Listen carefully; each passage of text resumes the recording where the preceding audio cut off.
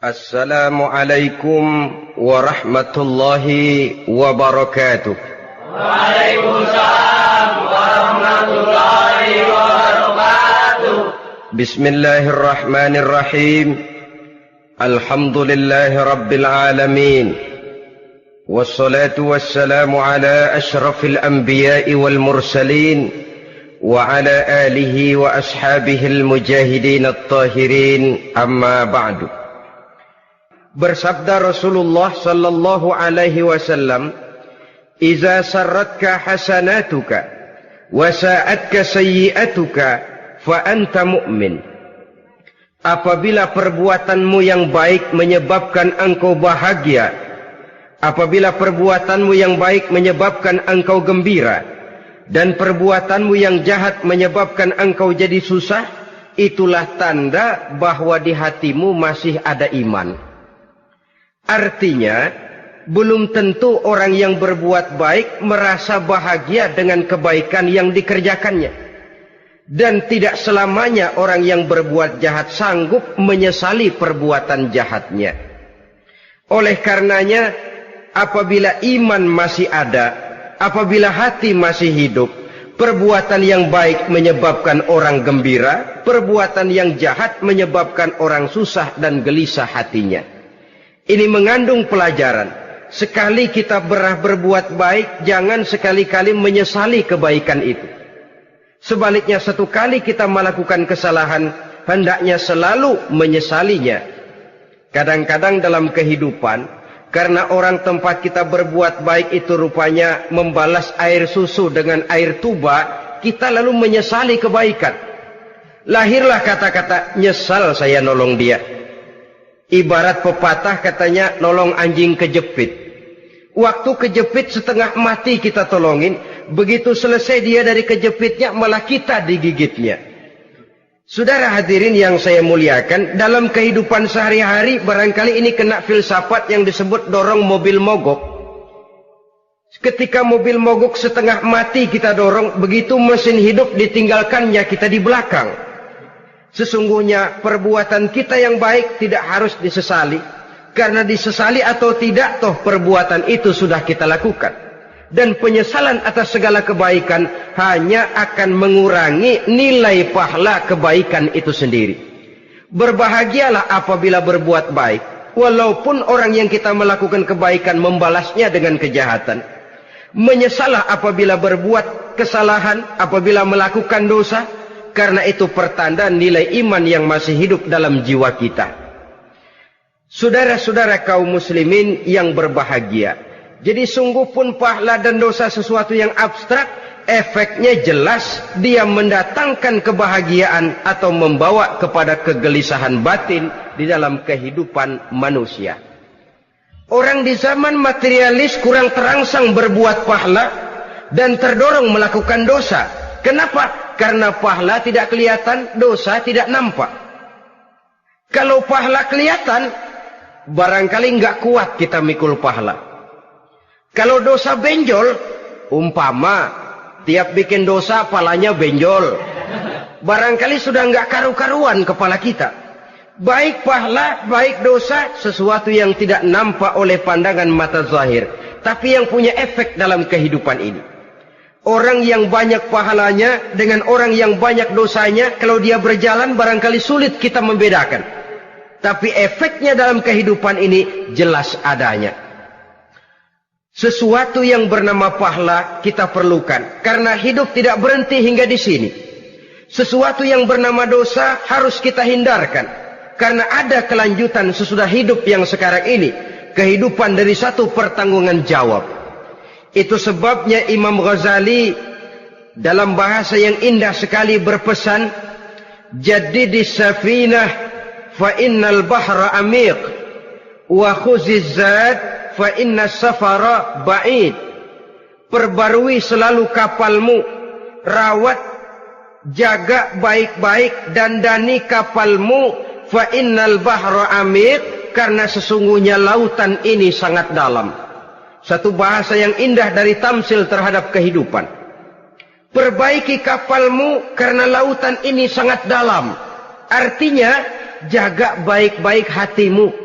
Pelihara iman dan keyakinanmu, karena hidup ini bagaikan gelombang lautan. Tempo-tempo air tenang, tempo-tempo ombak menggila dan menggunung. Jaga iman baik-baik karena hidup penuh dengan cobaan dan ujian. Itu maksudnya. Wa khuziz zad fa inna safara ba'id. Dan bawa bekal yang banyak karena perjalanan hidup ini sangat panjang. Perjalanan ini sangat jauh. Kita kalau pergi keluar kota tentu saja membawa bekal. Makin jauh kota yang akan kita tuju, makin banyak bekal yang harus kita bawa. Alangkah sengsaranya manusia apabila dia akan pergi ke satu kota yang jauh, modalnya cuma nekat. Bagaimana nanti di sana sajalah. Tidak membawa bekal sebagaimana yang sewajarnya. Hal yang semacam ini senangnya sih belum tentu, keblangsak dan susahnya sudah kebayang. Itu dalam kehidupan di dunia ini. Bagaimana kalau sudah bicara tentang kehidupan yang akan datang? Karena sesungguhnya hidup ini merupakan satu perjalanan yang sangat panjang. Sejak kita tinggal di alam arwah, pada saat jasad belum lagi diciptakan Allah, ruh sudah diciptakannya lebih dahulu. Sampai kemudian kita pindah ke alam rahim, alam kandungan ibu. Untuk kemudian berpindah kepada kehidupan dunia. Dari dunia ini kita pindah ke alam barzakh. Di sana tinggal kita 100 tahun mungkin, 100.000 tahun mungkin, 1 juta tahun mungkin, menunggu saat datangnya kiamat. Lalu dari alam barzakh pindah kita ke alam akhirat. Satu perjalanan yang sangat panjang. Alangkah malangnya, alangkah sengsaranya, jika tahu kita begitu panjangnya perjalanan hidup ini, tidak ada bekal yang kita bawa. Artinya kesengsaraan, kesulitan yang bertali-tali sudah jelas akan menimpa kita. Kalau pergi kita keluar kota membawa bekal uang, membawa bekal makanan, apa bekal yang mesti kita bawa? Apabila kita kembali ke alam barzakh, kembali ke alam kubur, berkumpul di padang mahsyar di akhirat nanti, nasi yang mau kita bawa, uang yang mau kita bawa, tentu tidak lagi. Karena kehidupan materialis selesai di atas liang lahat. Bila masuk kita ke liang lahat, disitulah pahala dan dosa memegang peranan yang sangat penting. Maka pada pertemuan malam ini kita akan bicara tentang pahala dan dosa itu. Saudara-saudara kaum muslimin rahimakumullah, yang dinamakan pahala, kata Imam Ali Al-Jurjani dalam kitab At-Ta'rifatnya, ma yastahiqqu bihi ar-rahmatu wal maghfiratu minallahi ta'ala. Sesuatu yang pelaksananya berhak untuk mendapat rahmah dan ampunan dari Allah. Dengan kata lain, nilai pahala adalah akibat dari perbuatan-perbuatan di dalam melaksanakan perintah dan anjuran yang ada di dalam kehidupan agama. Apabila perintah dan anjuran kita laksanakan, nilai pahala itu lalu datang. Nah, nilai pahala dalam Islam, menurut konsepsi Quran, Allah menjelaskan, man jaa bil hasanati falahu asyru amsalihha. Barang siapa yang datang membawa satu kebajikan, barang siapa yang melaksanakan satu kebaikan, maka dia akan mendapat balasan 10 kali dari kebaikan yang dikerjakannya.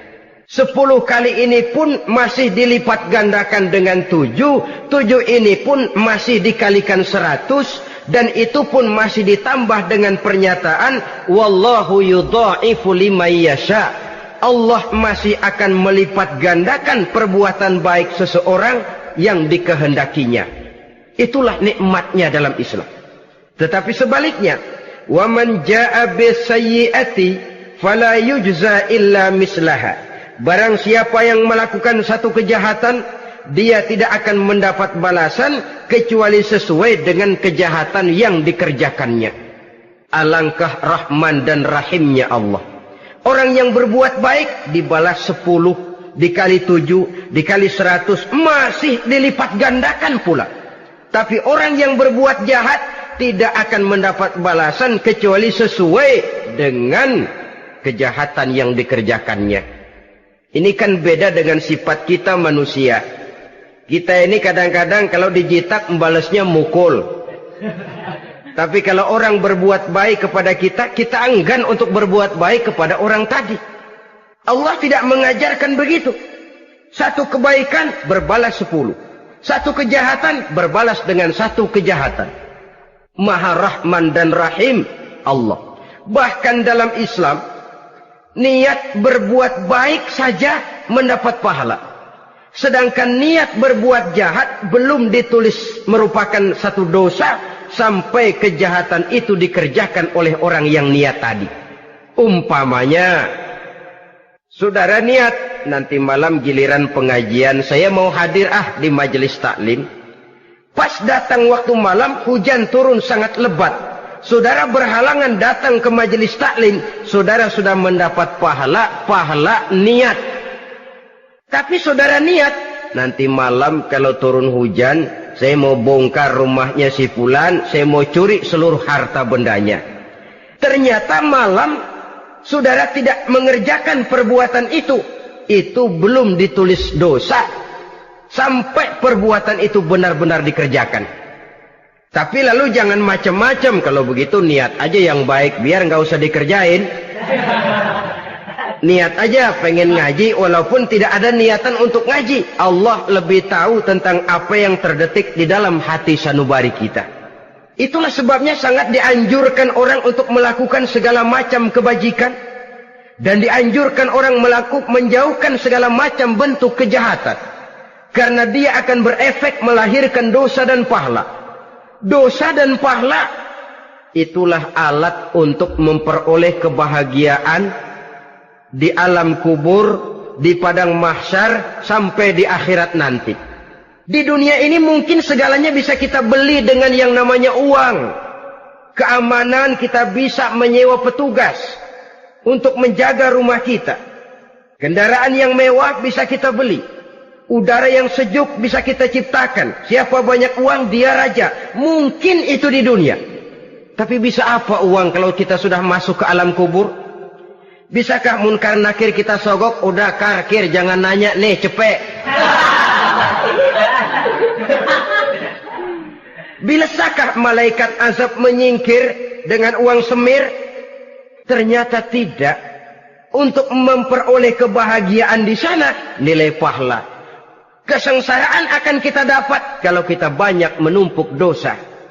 Oleh karena itu jangan beranggapan, pahala nggak kelihatan, dosa juga nggak kelihatan, biarin saja.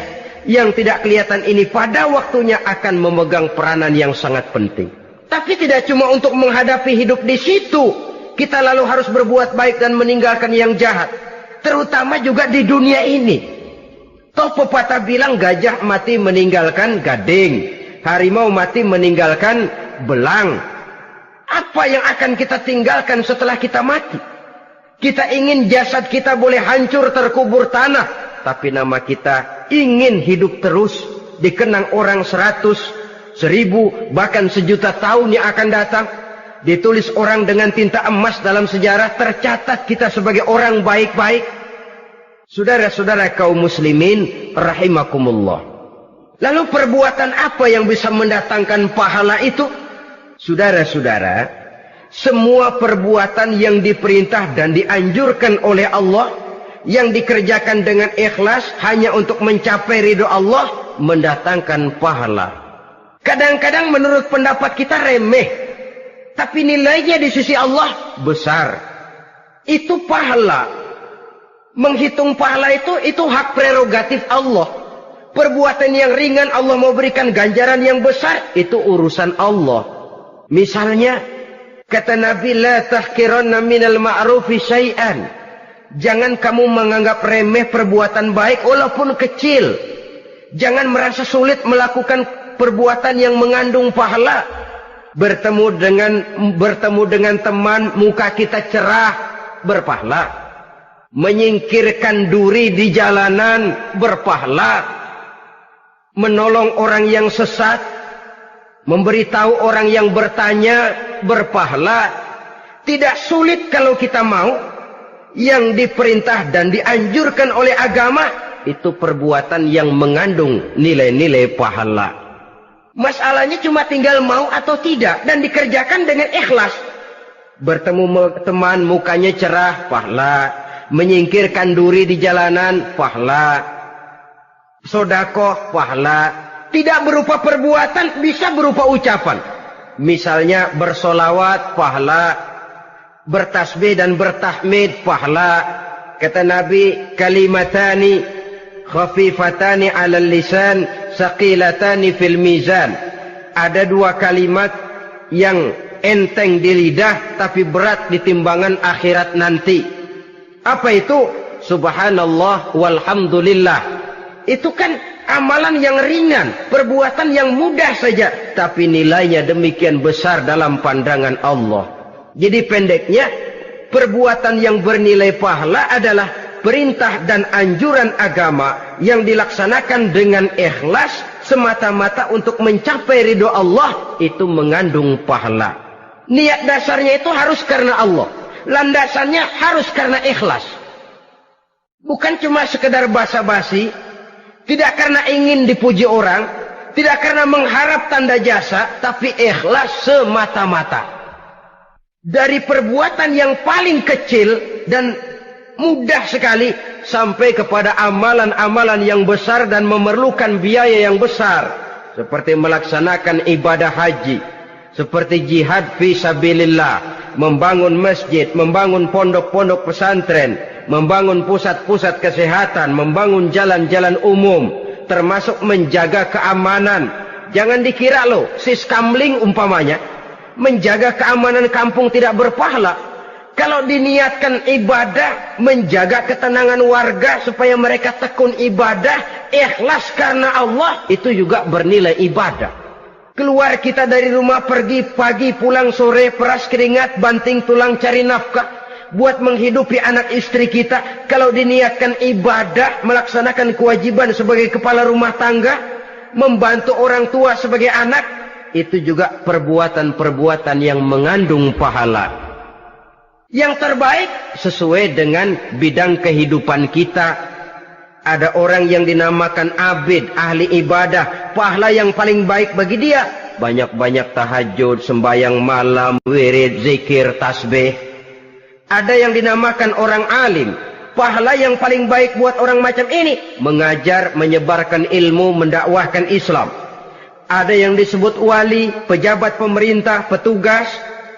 Amalan pahala yang paling baik buat orang semacam ini melayani masyarakat, bekerja di bidangnya sesuai dengan profesinya.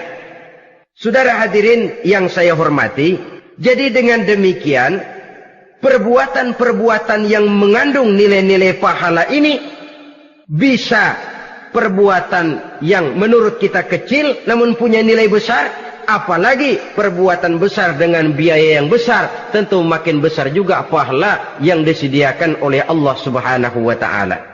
Oleh karenanya, kalau kita bercermin dari ayat Quran, hidup ini kesempatan untuk berbuat baik. Huwallazi khalaqal mauta wal hayata liyabluwakum ayyukum ahsanu amala. Dialah Allah, Tuhan yang telah memberikan hidup dan mati kepadamu untuk menguji kamu, siapa di antara kamu yang paling baik amal perbuatannya.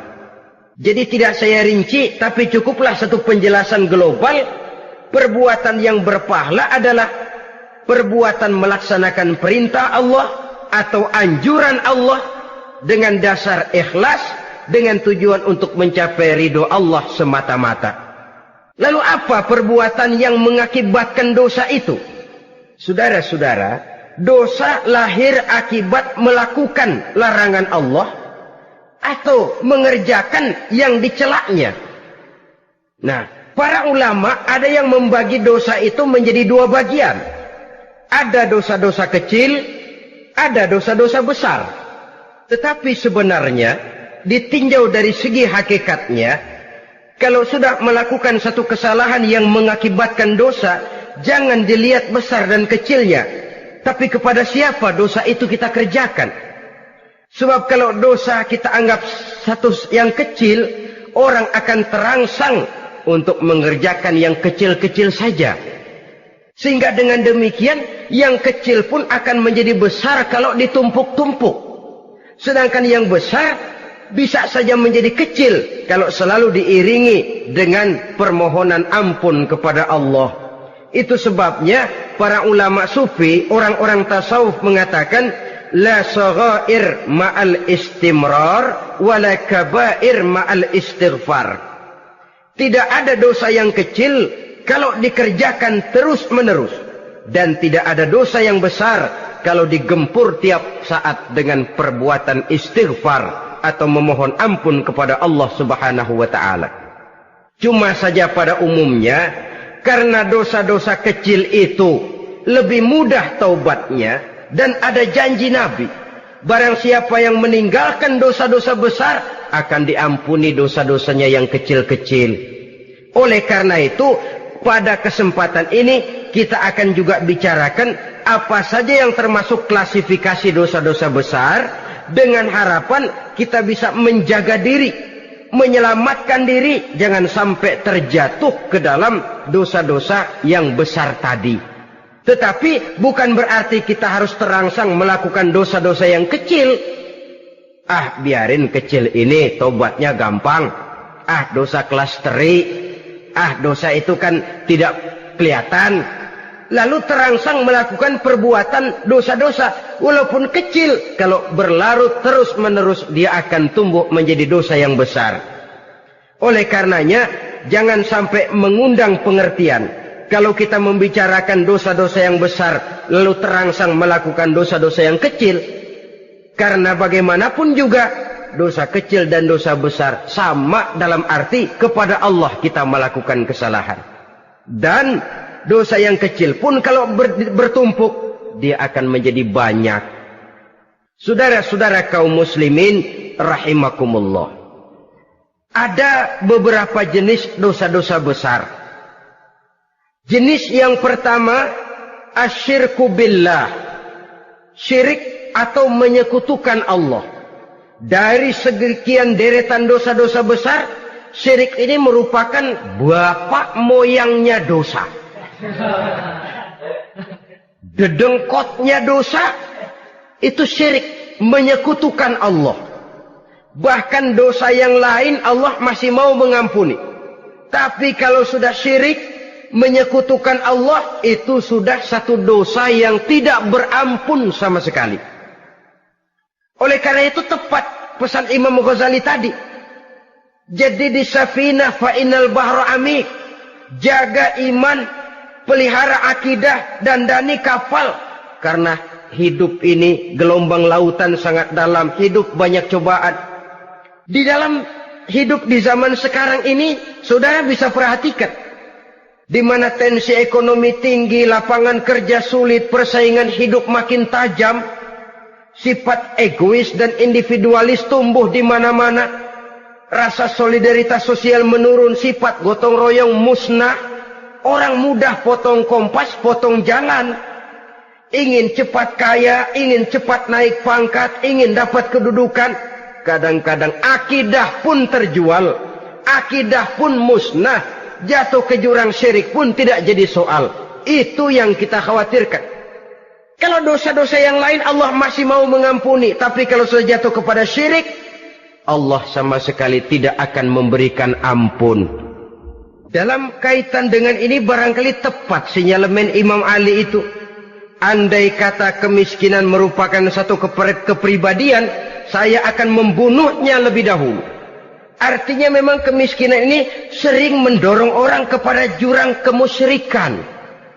Tidak tahan menghadapi godaan perut akibat tensi ekonomi yang tinggi, lapangan kerja yang sulit. Iman pun jadilah ditukar dengan 3 liter beras. Akidah pun jadilah dibarter dengan 3 bungkus supermi, dengan pakaian bekas, dengan obat-obatan. Tidak jadi soal baginya mengejar kebahagiaan yang relatif singkat dengan mengorbankan kebahagiaan yang abadi. Persis ibarat pepatah, nyari jarum kampak hilang. Mencari sesuatu yang kecil, yang besar jadi sia-sia. Membela perut, mengorbankan akidah. Na'udzubillah summa na'udzubillah. Saudara-saudara kaum muslimin rahimakumullah. Ini fakta. Ini kenyataan. Dan hal semacam ini tidak bisa diatasi cuma dengan ceramah, simposium, diskusi, seminar. Apalagi Nabi berpesan, solahu ummati bil ilmi wal mal. Umatku hanya bisa menjadi baik akidahnya dengan ilmu dan harta. Itu bahasa Nabi. Kalau bahasa kita sekarang, dengan ekonomi dan pendidikan. Ilmu, pendidikan, ekonomi, harta. Tanpa itu, sangat besar kemungkinan kita bisa menjual akidah terjerumus di lembah kemusyrikan. Maka terutama kepada saudara-saudara saya, muslimin yang terpencil jauh dari kota-kota besar, yang kadang dalam kehidupan seharinya imannya sering digoda oleh supermi, akidahnya sering ditantang oleh pembagian beras, pakaian-pakaian bekas, obat-obatan dan sebagainya. Jaga dan bentengi akidah kita. Lebih baik nyawa berpisah dari badan, asal iman jangan berpisah dari hati. Kepada adik-adik saya para remaja, para pemuda di kota-kota besar, yang iman dan akidahnya sering ditantang dengan minuman-minuman keras, fasilitas-fasilitas yang menghanyutkan, yang secara terarah dan praktis sedikit demi sedikit menggiring kita untuk keluar dari nilai-nilai akidah. Hati-hati, jaga baik-baik, sebab intan paling mahal, mutiara paling berharga, tidak lain nilai iman ini. Tergelincir kita daripadanya, jatuh ke lembah kemusyrikan, jatuh ke satu dosa yang teramat besar, yang Allah tidak akan pernah memberikan ampun lagi. Ini dosa besar yang pertama. Yang kedua, qatlun nafsi illa bil haq. Membunuh orang tanpa alasan yang benar. Di zaman kesulitan ekonomi kadang-kadang orang mudah nekat.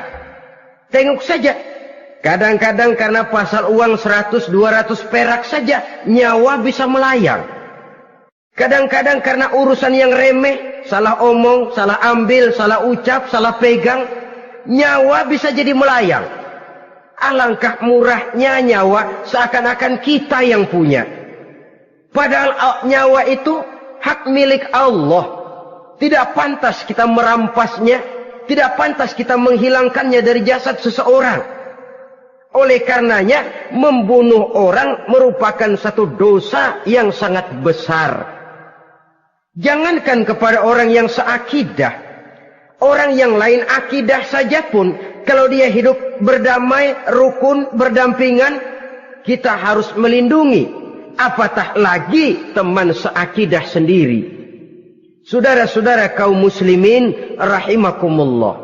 Pantas kalau Nabi menyatakan, apabila dua orang Islam sudah saling berkelahi, berbunuh-bunuhan, al-qatil wal maqtul finnar. Yang membunuh dan yang dibunuh, dua-duanya sama-sama masuk neraka.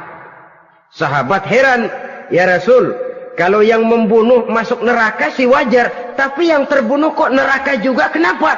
Kata Rasul, sebenarnya dia juga cuma sudah niat untuk membunuh, cuma keduluan saja.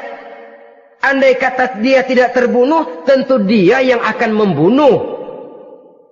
Saudara-saudara kaum muslimin rahimakumullah. Islam sesuai dengan namanya adalah agama damai. Kita tidak boleh mencari-cari musuh. Walaupun tidak boleh lari kalau bertemu musuh. Oleh karenanya, pantang seorang muslim menimbulkan benih keonaran menjadi biang kerok buat lingkungannya.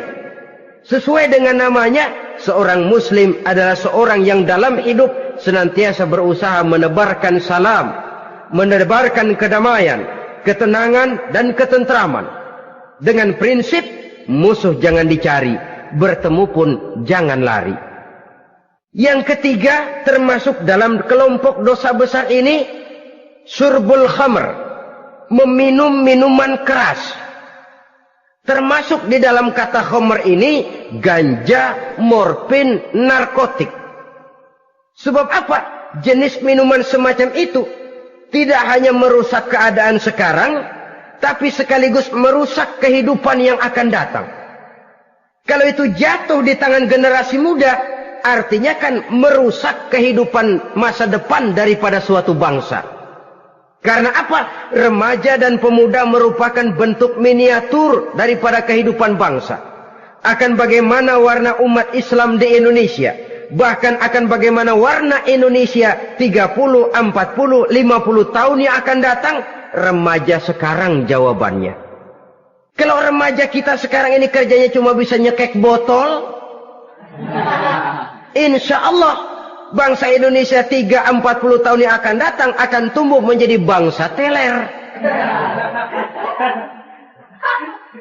Tidak banyak yang bisa kita harapkan. Remaja adalah gambaran masa depan dari satu bangsa, dari satu umat. Dan remaja itu di dalam dirinya secara fitrah terkumpul semua bakat, terdapat semua kemungkinan. Kita ini lahir membawa sifat pemimpin, tapi juga membawa sifat pengacau. Kita ini ada bakat jadi orang jujur, ada bakat jadi pengkhianat. Kita ini ada bakat menjadi orang baik-baik, kita juga punya bakat jadi biang kerok. Kita kemungkinan bisa jadi pemimpin bangsa, tapi juga bisa menjadi pemimpin bangsat. Nanti lingkungan dan pendidikan akan menumbuhkan, membentuk mana yang tumbuh lebih subur. Kalau lingkungan dan pendidikannya lebih banyak bercerita tentang kejujuran, maka nilai kejujuran yang akan tumbuh lebih banyak dalam jiwanya. Dan insya Allah diharapkan dia akan menjadi manusia yang jujur di kelak kemudian hari nanti. Dan masalah minuman keras ini sebenarnya berkait. Kita tidak bisa cuma menyalahkan remaja saja, menyalahkan pemuda saja. Karena bagaimanapun masalahnya kompleks. Menghancurkan sesuatu tanpa melihat kausalnya, tanpa melihat sebab akibatnya kan sama juga bohong. Kemungkinan karena broken home, kemungkinan karena pergaulan, kemungkinan karena kurang perhatian orang tua, kemungkinan karena akibat bacaan, tontonan, atau fasilitas berupa dibukanya pabrik-pabrik minuman keras, dijualnya minuman-minuman keras, di warung-warung yang remang-remang, yang memberikan kenikmatan, kebahagiaan dan kebanggaan tersendiri, sehingga akhirnya orang terangsang untuk datang dan minum di sana. Pada dasarnya memang sepele, cuman minum, nggak ngerugiin orang lain kan? Iya, pada waktu minum. Tapi dikala sudah mabuk, out of control, apapun bisa kita lakukan. Yang kita ucapkan kita tidak sadari lagi, yang kita kerjakan tidak kita sadari lagi. Dikala itu segala macam kejahatan bukan sesuatu yang tidak mungkin untuk kita laksanakan. Nggak ngerugiin orang lain, memang pada saat mau minum. Tapi begitu minum, mabuk, kita bisa merugikan orang lain. Setidaknya merugikan diri sendiri. Pertumbuhan IQ menjadi lemah, semangat kehidupan hilang, gairah kerja menurun, kalau tidak ada sama sekali. Lalu apa yang bisa kita lakukan di dalam kehidupan? Dan akan lebih celaka kalau ini menimpa kehidupan generasi muda kita. Kadang-kadang yang ironi ya, kalau yang orang tuanya mampu barangkali masih tertolong. Tapi yang orang tuanya kondisi ekonomi lemah masih kepengen teler juga. Orang tuanya nggak mampu masih pengen mabuk. Dari ganja, morfin nggak dapat, akhirnya kaleng cat diisepin. Yang penting kan bisa teler, mendatangkan satu kebahagiaan tersendiri. Itu sebabnya memang satu kejahatan menurut teori polisi ya hanya bisa terjadi karena faktor N dan K, niat dan kesempatan. Niat ada, kesempatan ada, jadi orang jahat. Kurang salah satunya, biasanya kejahatan terbendung. Niat ada, kesempatan tidak ada, sulit berbuat jahat. Kesempatan ada, niat tidak ada, tidak mungkin orang jahat. Tapi yang paling dominan sebenarnya niat.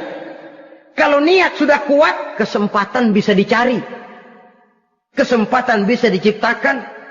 Biar hansip nongkrong, ditungguin lengahnya. Iya biarin. Jam 11 sampai jam 2. Matanya melotot. Jam 3 dia mulai ngulet, ngempet. Nah, di saat itu saya masuk ke rumahnya. Kalau niat kuat, kesempatan bisa diciptakan. Dan kalau sudah niat, ini masalah hati. Kalau sudah masalah hati, menyangkut soal moral. Moral artinya sudah masuk kepada kehidupan agama. Saudara-saudara kaum muslimin rahimakumullah. Yang keempat yang termasuk jenis dosa besar, az-zina, perbuatan zina. Di zaman pergaulan bebas dengan prinsip free love, free sex ini, tengok sudah berapa banyak gadis-gadis bergelimpangan jadi korban. Berapa banyak bayi-bayi yang lahir ke dunia tanpa tahu kemana dia mesti memanggil bapak. Apakah deretan jumlah korban ini masih harus bertambah lagi? Paling tidak, biarlah yang sudah jadi korban, tapi jangan bertambah lagi hendaknya. Masing-masing kita berupaya menahan diri. Termasuk dalam kategori zina ini, yang merupakan cabang-cabangnya, liwat, homoseks, lesbian, masturbasi. Bahkan masturbasi itu termasuk jenis zina tangan. Dan itu juga merupakan satu dosa. Di samping dosa juga merusak diri. Karena bagaimanapun juga dia akan mengurangi kemampuan daya pikir seseorang. Maka agama memberikan jalan keluar. Pesan Nabi, ya ma'syara syabab, man istata'a minkumul ba'at falyatazawwaj. Hai para pemuda, kata Nabi, barang siapa di antara kamu yang sudah bisa ba'at, yang sudah mampu ba'at. Ba'at itu artinya memberikan nafkah. Baik nafkah zahir maupun nafkah batin, falyatazawwaj, maka hendaklah dia kawin. Jadi yang maksud ba'at ini ya nafkah zahir, ya nafkah batin. Kita kadang-kadang cuma bisa ngasih nafkah batin saja sudah merasa pokoknya kan saya sanggup untuk kawin, lalu kawin tanpa kehilangan, dengan kehilangan pertimbangan. Saudara-saudara, wa in lam yastati', adapun kalau dia belum mampu, fa alaihi bisyam, hendaknya dia banyak puasa. Fa innahu lahu wija, karena puasa itu akan merupakan benteng jangan sampai orang memperturutkan hawa nafsunya.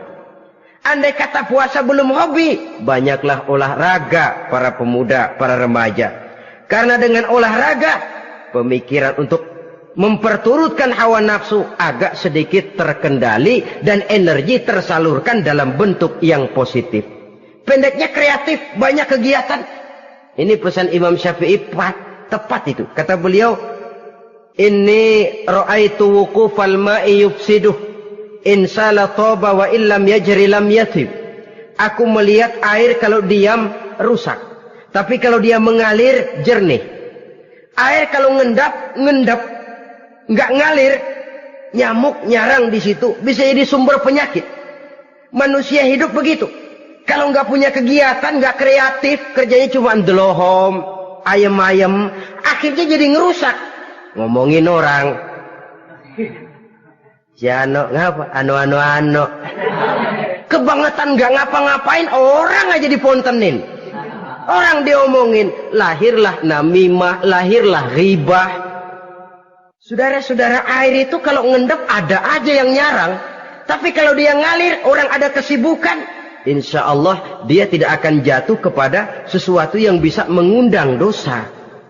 Isilah waktu dengan hal-hal yang bermanfaat. Karena hidup ini singkat dan tidak berjalan mundur ke belakang. Mundur hancur, berhenti diinjak orang. Sekali melangkah, jangan surut mundur ke belakang. Homoseks terlepas dari penyakit kejiwaan. Sekarang ini kan sudah ada persatuan kaum gay katanya. Meminta perlakuan yang sama dan agar dibolehkan kawin sesama mereka. Secara manusiawi boleh. Secara manusiawi kita hargai mereka. Tapi dari kacamata agama, ini jelas merupakan penyimpangan. Dan penyimpangan merupakan suatu dosa. Terlepas dari pertimbangan manusiawi. Jangan karena terlalu memperturutkan suara manusiawi, lalu kita mengesampingkan agama. Termasuk lesbian, wadon karo wadon. Kalau homo itu kan lanang karo lanang katanya. Saudara-saudara kaum muslimin rahimakumullah, ini bukan penyakit baru. Liwat, homoseks sudah dikenal dari zamannya Nabi Lut. Laki dengan laki. Lesbian dari zaman istrinya Nabi Lut. Terlepas dari penyakit kejiwaan, dari segi agama, ini merupakan penyimpangan dan merupakan dosa yang besar. Yang kelima, yang termasuk jajaran dosa kelas kakap, qazful mu'minina wal mu'minat, menuduh orang mukmin yang baik-baik, laki atau perempuan, melakukan perbuatan zina sehingga hancur namanya di masyarakat. Ini merupakan satu perbuatan dosa yang sangat besar dan sangat dimurkai oleh Allah. Saudara-saudara kaum muslimin rahimakumullah, oleh sebab itu tentang masalah ini, kalau memang tidak ada saksi, jangan sembarang kita enteng lidah menuduh orang lain berbuat zina, menuduh orang lain berbuat serong. Dosanya kelewat besar di dalam kehidupan. Karena apa? Mencari harga diri itu berat, memelihara kehormatan diri jauh lebih berat. Satu kali orang dihancurkan namanya di masyarakat, dia akan terisolir jadinya. Oleh karenanya, berlindung kita kepada Allah, jangan sampailah dihinggapi oleh sifat ini. Karena sentimen kita kepada seseorang, karena hasad kita kepada seseorang, tidak senang melihat orang lain lebih maju, lalu lidah ini seenaknya saja mengucapkan kata. Padahal sanksi dan resikonya sangat besar. Yang kita tuduh barangkali mendapat pahala dari Allah. Kita sendiri yang menuduh tanpa saksi, tanpa alasan yang benar, mendapat dosa yang sangat besar. Saudara-saudara, memang kadang-kadang aneh dalam hidup ini. Seorang pelacur biasanya bisa menjaga mulutnya di masyarakat, kata-katanya baik, sopan. Kenapa? Karena mulut yang satu sudah tidak terjaga.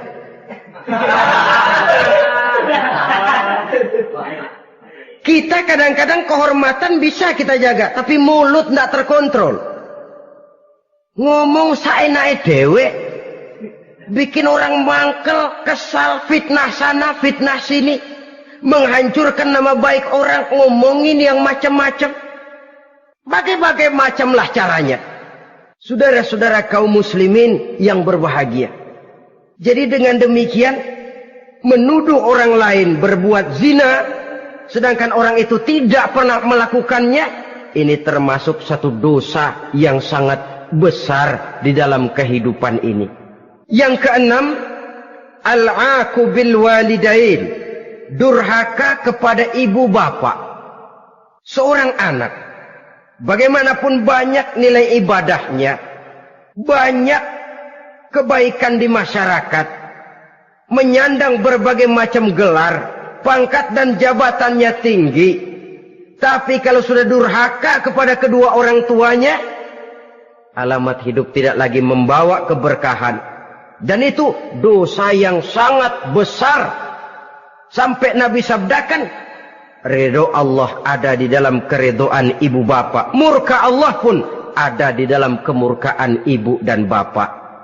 Walaupun belum tentu setiap kita orang tua, tapi yang jelas setiap kita adalah anak. Dan setiap anak punya ibu dan bapak. Jangan sampai kacang lupa kepada kulitnya. Saudara-saudara kaum muslimin rahimakumullah, durhaka kepada ibu bapak merupakan perbuatan yang sangat dimurkai oleh Allah.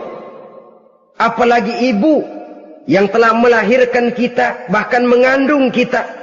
Begitu juga bapak yang telah berusaha peras keringat banting tulang untuk mengasuh membesarkan kita. Tidak ada perbuatan baik yang kita lakukan untuk bisa menebus kebaikan daripada ibu dan bapak kita. Setidaknya kalau belum bisa berbuat baik kepadanya, kepada keduanya, janganlah menyakiti hati keduanya. Itu saja dulu yang harus dijaga. Kadang-kadang sudah berbuat baik enggak, nyakitin melulu. Sudah nyenangin belum bisa, saban sehari nyakitin saja. Padahal kedua orang tua itu doanya manjur, sebagaimana sumpahnya juga bisa jadi kenyataan. Dan sering bahkan menjadi kenyataan. Sampai ibu bapak sudah wafat, sudah meninggal sekalipun, kewajiban berbakti masih harus terus dilakukan oleh seorang anak. Lalu yang ketujuh, at-tawalli yaumaz zahfi, berpaling pada hari pertempuran. Orang sedang sibuk-sibuk menghadapi musuh, maksudnya berjuang membela agama ini, dia lari menyelamatkan diri. Pengecut, mental munafik. Ayo, kalau demi agama, mari kita maju ke depan. Allahu Akbar. Yang besar Allah, yang lain kecil semua. Maju. Orang lain maju serentak, dia mundur jauh ke belakang. Mental munafik, mental calo istilah sekarang ini. Oh, itu calo, mental calo. Tuhan gedek banget itu. Coba ya, calo itu paling sibuk nyuruh penumpang naik. Tapi sementara penumpang naik sampai ke tempat tujuan masing-masing, calonya nggak kemana-mana, diem aja di situ. Cuma orang aja disuruh naik.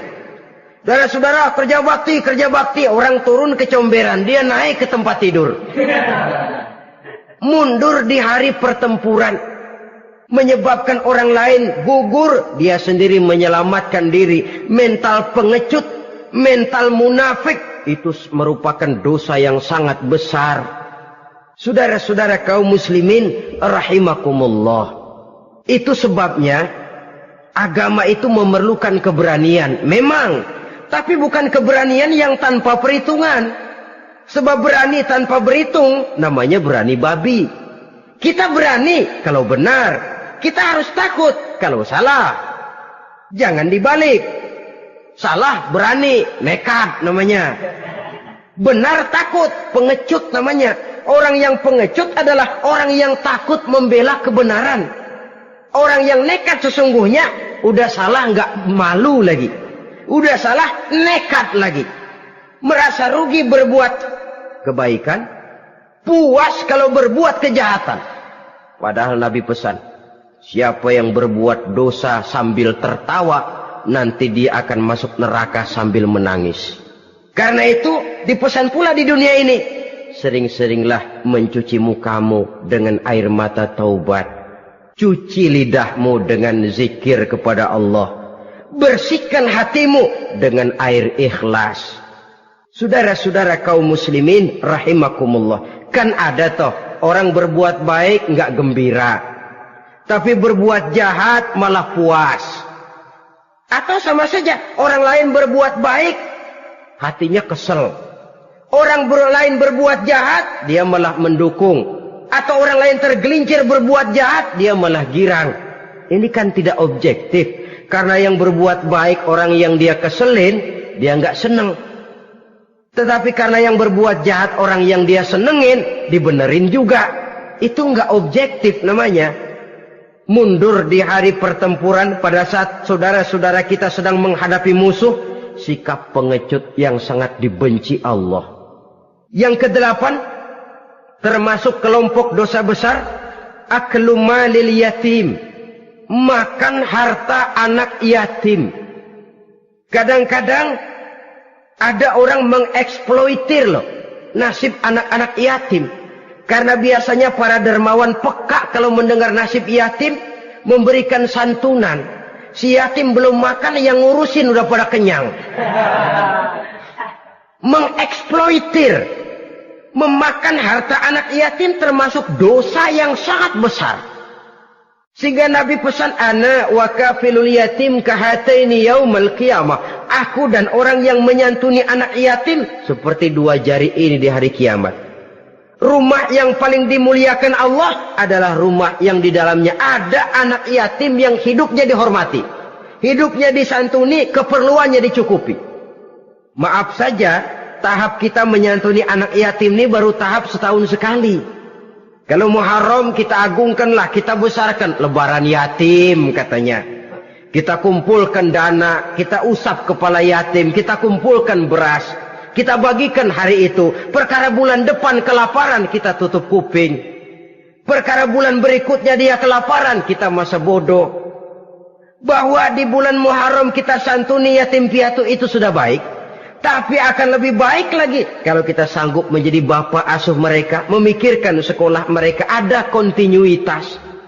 Kalau mereka diasuh oleh orang lain, lalu bertukar agamanya, berpindah akidahnya, kita ngomel habis-habisan. Tapi kita ada kemampuan, kita tidak mau berbuat semacam itu. Ya sama juga bohong namanya. Saudara-saudara kaum muslimin rahimakumullah. Orang yang menyantuni yatim mendapat pahala besar.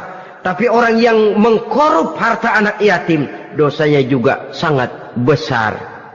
Berhati-hatilah kalau kita diberikan kepercayaan oleh masyarakat untuk mengurus anak-anak yatim. Karena pahalanya besar, resikonya juga besar.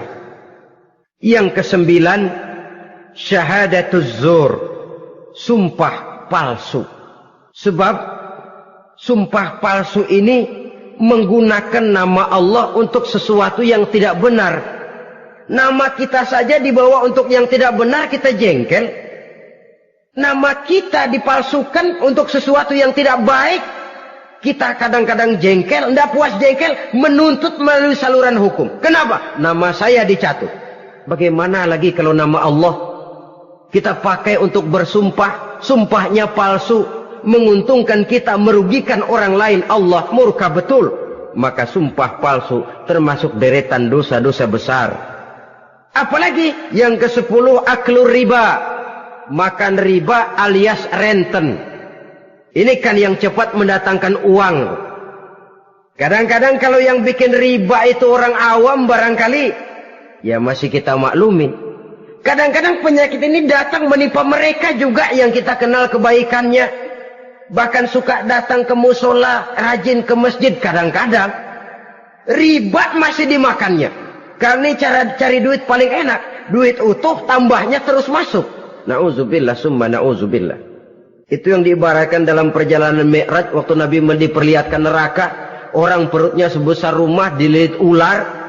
Diseret-seret itu hancur perutnya. Dibulatkan lagi, diseret lagi, hancur lagi. Dibulatkan lagi, terus menerus begitu. Dia berteriak, mengerang, mengeluh, mengaduh kesakitan. Nabi tanya, itu apa Jibril? Itu contoh dari umatmu yang suka makan riba Muhammad. Makan renten. Saudara-saudara, ini kan mencekik leher orang. Orang sedang kesulitan. Kelihatannya sih baik, menolong. Tapi di belakang menolong itu nyekek. Di belakang nolong itu nyekek. Dan nyekek itu sebenarnya tujuan utamanya. Orang yang menjalankan riba pada dasarnya tidak punya peri kemanusiaan kok. Kalau dia kelihatannya mau menolong, kelihatannya motifnya mencari untung di belakang itu. Jauh dari kemanusiaan. Yang ke-11, saudara-saudara, termasuk jajaran dosa besar itu qat'ur rahim, memutuskan silaturahmi. Marah, hobi sama marah. Kalau 3 hari nggak marahan sama orang, ngebet palanya. Selalu nyari gara-gara. Kalau udah marah berlaku perpanjangan waktu. Tahun, 2 tahun, kadang-kadang seumur hidup. Saudara hadirin yang saya muliakan. Apalagi mengurangi timbangan termasuk kelas dosa besar. Makan suap termasuk dosa besar. Semir menyemir dosa besar. Apalagi bunuh diri. Nah ini, bunuh diri dosa besar.